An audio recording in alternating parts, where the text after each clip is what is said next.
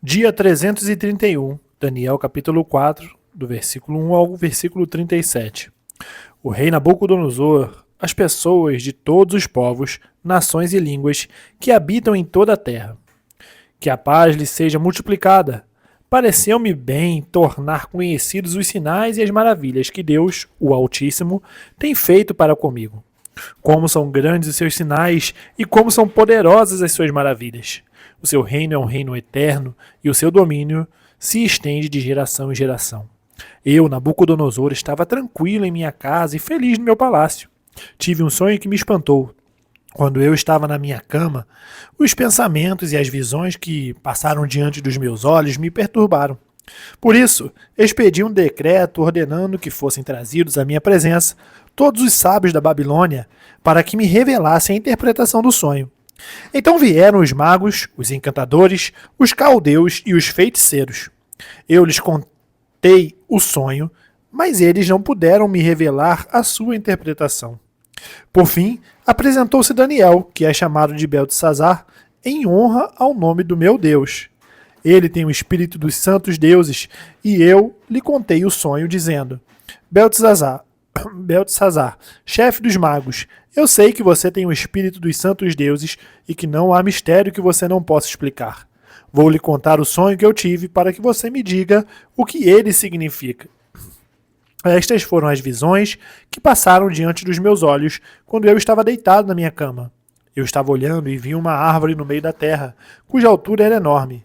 A árvore cresceu e se tornou forte, de maneira que a sua altura chegou até o céu. Ela podia ser vista desde os confins da terra.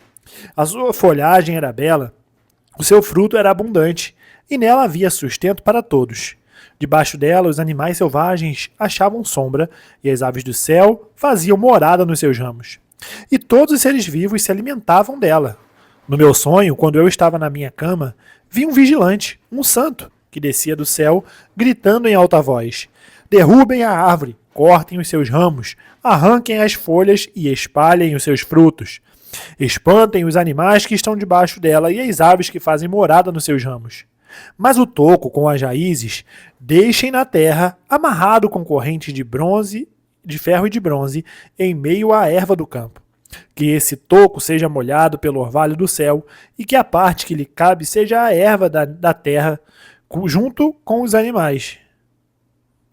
Que o coração dele seja mudado para que não seja mais coração humano, e lhe seja dado coração de animal, e passem sobre ele 7 tempos. Esta sentença é por decreto dos vigilantes, e esta ordem é por mandado dos santos, para que os que vivem saibam que o Altíssimo tem domínio sobre os reinos dos homens. Ele dá esse reino a quem ele quer, e põe sobre ele até o mais humilde dos homens.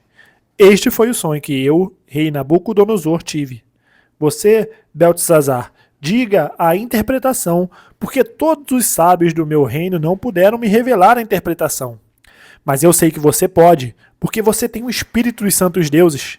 Então Daniel, cujo nome era Beltesazar, ficou perplexo por algum tempo, e os seus pensamentos o perturbavam. Então o rei lhe disse: Beltesazar, não deixe que o sonho ou a sua interpretação o perturbem. Beltesazar respondeu: Meu senhor, quem dera o sonho fosse a respeito daqueles que o odeiam, e a sua interpretação se aplicasse aos seus inimigos. A árvore que o senhor viu, que cresceu e se tornou forte, cuja altura chegou até o céu, que foi vista por toda a terra, cuja folhagem era bela, cujo fruto era abundante, no qual havia sustento para todos, debaixo da qual os animais selvagens achavam sombra, e em cujos ramos as aves dos céus faziam morada, aquela árvore é o Senhor, ó Rei, que cresceu e veio a ser forte. A sua grandeza, ó Rei, cresceu e chega até o céu, e o seu domínio se estendeu até a extremidade da terra. Quanto ao vigilante, ou santo que o rei viu, que descia do céu e que dizia: cortem e destruam a árvore, mas deixem o toco com as raízes na terra, amarrado com correntes de ferro e de bronze, em meio à erva do campo. Que esse toco seja molhado pelo orvalho do céu, e que a parte que lhe cabe seja com os animais selvagens, até que passem sobre ele 7 tempos. Esta é a interpretação, ó rei, e este é o decreto do Altíssimo, que virá contra o meu senhor, o rei. O senhor será expulso do meio das pessoas, e a sua morada será com os animais selvagens. O Senhor comerá capim como os bois e será molhado pelo orvalho do céu. E passarão 7 tempos até que o Senhor, ó Rei, reconheça que o Altíssimo tem domínio sobre os reinos do mundo e os dá a quem ele quer. Quanto ao que foi dito, que se deixasse o toco da árvore com as suas raízes, isto significa que o seu reino voltará a ser seu, depois que o Senhor tiver reconhecido que o céu domina. Portanto, ó Rei, aceite o meu conselho, abandone os seus pecados, praticando a justiça, e acabe com as suas iniquidades, usando de misericórdia para com os pobres. Assim talvez a sua tranquilidade se prolongue. Tudo isso, de fato, aconteceu com o rei Nabucodonosor. Passados 12 meses, quando estava passeando no terraço do palácio real da cidade da Babilônia, o rei disse: Não é esta a grande Babilônia que eu construí para a casa real, com o meu grandioso poder e para a glória da minha majestade? Enquanto o rei ainda falava, veio uma voz do céu que disse: A você, rei Nabucodonosor, se anuncia o seguinte: este reino lhe foi tirado. Você será expulso do meio das pessoas, e a sua morada será com os animais selvagens. Você comerá capim como os bois, e passarão 7 tempos até que você reconheça que o Altíssimo tem domínio sobre os reinos do mundo e os dá a quem ele quer. No mesmo instante, se cumpriu a palavra sobre Nabucodonosor. Ele foi expulso do meio das pessoas e começou a comer capim, como os bois. O seu corpo foi molhado pelo orvalho do céu, até que lhe cresceram os cabelos como as penas da águia, e as suas unhas como as garras das aves. Mas ao fim daqueles dias, eu, Nabucodonosor, levantei os olhos ao céu e recuperei o entendimento. Então eu bendisse o Altíssimo e louvei, e glorifiquei aquele que vive para sempre. O seu domínio é eterno, e o seu reino se estende de geração em geração. Todos os moradores da terra são considerados como nada, e o Altíssimo faz o que quer com o exército do céu e com os moradores da terra. Não há quem possa deter a sua mão, nem questionar o que ele faz. Nesse tempo recuperei o entendimento, e para a dignidade do meu reino, recuperei também a minha majestade e o meu resplendor. Os meus conselheiros e os homens importantes vieram me procurar. Fui restabelecido no meu reino, e a minha grandeza se tornou ainda maior. Agora eu, Nabucodonosor, louvo, agradeço e glorifico o Rei do céu, porque todas as suas obras são verdadeiras e os seus caminhos são justos. Ele tem poder para humilhar os orgulhosos. 2 Pedro, capítulo 1, versículo 1 ao 21. Simão Pedro, servo e apóstolo de Jesus Cristo, aos que conosco obtiveram fé igualmente preciosa na justiça do nosso Deus e Salvador Jesus Cristo. Que a graça e a paz lhes sejam multiplicadas no pleno conhecimento de Deus e de Jesus, nosso Senhor.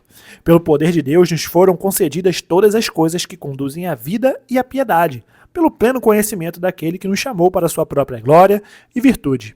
Por meio delas, ele nos concedeu as suas preciosas e muito grandes promessas, para que por elas vocês se tornem coparticipantes da natureza divina, tendo escapado da corrupção das paixões que há no mundo. Por causa disso, concentrando todos os seus esforços, acrescentem à fé que vocês têm a virtude, o conhecimento, ao conhecimento o domínio próprio, ao domínio próprio a perseverança a piedade, a fraternidade o amor. Porque essas qualidades, estando presentes e aumentando cada vez mais, farão que vocês sejam nem inativos, nem infrutíferos no pleno conhecimento do nosso Senhor Jesus Cristo. Pois aquele que não tem estas coisas é cego, vendo só o que está perto, e se esqueceu da purificação dos seus antigos pecados. Por isso, irmãos, procurem com empenho cada vez maior confiar na vocação e eleição de vocês, porque fazendo assim vocês jamais tropeçarão. Pois desta maneira é que lhes será amplamente suprida a entrada no reino eterno do nosso Senhor e Salvador Jesus Cristo. Por essa razão, sempre estarei pronto para fazer com que vocês se lembrem destas coisas, embora já as conheçam e tenham sido confirmados na verdade que receberam. Também considero justo, enquanto estou neste tabernáculo, despertar essas lembranças em vocês, certo de que estou prestes a deixar o meu tabernáculo, como efetivamente nosso Senhor Jesus Cristo me revelou. Mas de minha parte me esforçarei ao máximo para que sempre, mesmo depois da minha partida, vocês se lembrem dessas coisas, porque não lhes demos a conhecer o poder e a vinda do nosso Senhor Jesus Cristo, segundo fábulas engenhosamente inventadas, mas nós mesmos fomos testemunhas oculares da sua majestade, porque ele recebeu honra e glória da parte de Deus Pai, quando pela suprema glória lhe foi enviada a seguinte voz: Este é meu Filho amado, em quem me agrado. Ora, nós ouvimos esta voz vinda do céu quando estávamos com ele no Monte Santo. Assim, temos ainda mais segurança à palavra profética, e vocês fazem bem em dar atenção a ela como uma luz que brilha em lugar escuro, até que o dia clareie e a estrela da alva nasça no coração de vocês. Primeiramente, porém, saibam que nenhuma profecia da Escritura provém de interpretação pessoal, porque nunca jamais qualquer profecia foi dada por vontade humana. Entretanto, homens falaram da parte de Deus, movidos pelo Espírito Santo. Salmos capítulo 119, do versículo 97 ao 112. Quanto amo a tua lei! É a minha meditação todo dia. O teu mandamento me torna mais sábio do que os meus inimigos, porque eu tenho sempre comigo. Compreendo mais do que todos os meus mestres, porque medito nos teus testemunhos. Sou mais entendido do que os idosos, porque guardo os teus preceitos. De todo mau caminho desvio os meus pés, para observar a tua palavra. Não me afaste dos teus juízos, pois tu me ensinas. Quão doces são as tuas palavras ao meu paladar, mais que o mel à minha boca. Por meio dos teus preceitos, consigo entendimento. Por isso detesto todo caminho de falsidade. Lâmpada para os meus pés é a tua palavra. Ela é luz para os meus caminhos. Jurei e confirmei o juramento de guardar os teus retos juízos. Estou aflitíssimo. Vivifica-me, Senhor, segundo a tua palavra. Aceita, Senhor, a espontânea oferenda dos meus lábios e ensina-me os teus juízos. A minha vida está sempre em perigo. No entanto, não me esqueço da tua lei. Os ímpios armam ciladas contra mim, mas eu não me desvio dos teus preceitos. Os teus testemunhos recebi-os por legado perpétuo, porque são a alegria do meu coração. Inclina o coração a guardar os teus decretos para sempre, até o fim. Provérbios capítulo 28, do versículo 17 ao 18. O assassino, carregado de culpa, fugirá até a cova. Que ninguém o detenha. Quem anda em integridade será salvo, mas o perverso em seus caminhos cairá logo. Terminamos o dia 331, nós nos vemos amanhã no dia 332. Até mais.